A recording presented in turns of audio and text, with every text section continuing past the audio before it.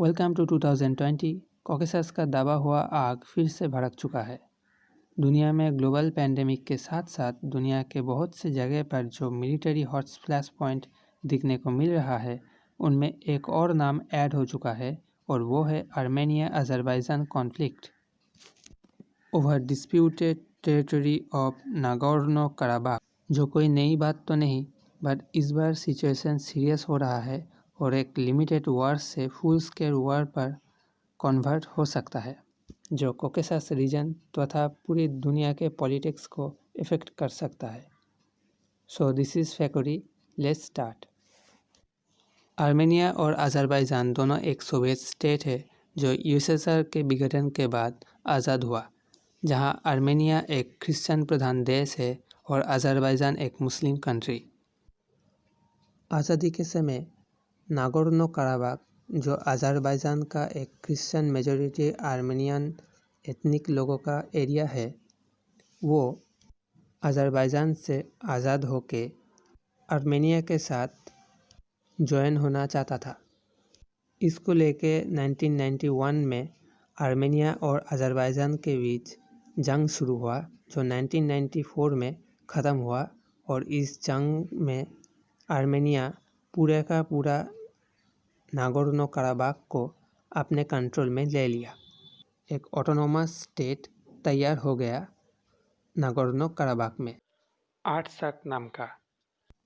इसके बाद आर्मेनिया और अज़रबैजान के बीच इस एरिया को लेके छोटे मोटे संघर्ष होते रहते थे और रिसेंटली अगर बात किया जाए तो 2016 में एक संघर्ष हुआ था और अज़रबैजान का सिर्फ एक ही लक्ष्य है, इस रीजन को फिर से अपने कंट्रोल में लाना, और अब ये एक फुल स्केल वॉर की तरफ बढ़ रहा है। दोनों पक्ष यूएन के शांति प्रस्ताव को रिजेक्ट कर चुका है और अब दोनों आर पार के मूड में है। तो इस वॉर में टेरिटरी के साथ रिलीजन भी एक बहुत बड़ा फैक्टर है,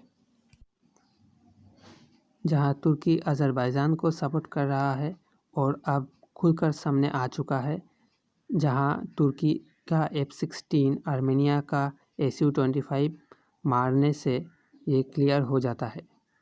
दूसरी तरफ रसिया और फ्रांस आर्मेनिया को सपोर्ट कर रहा है।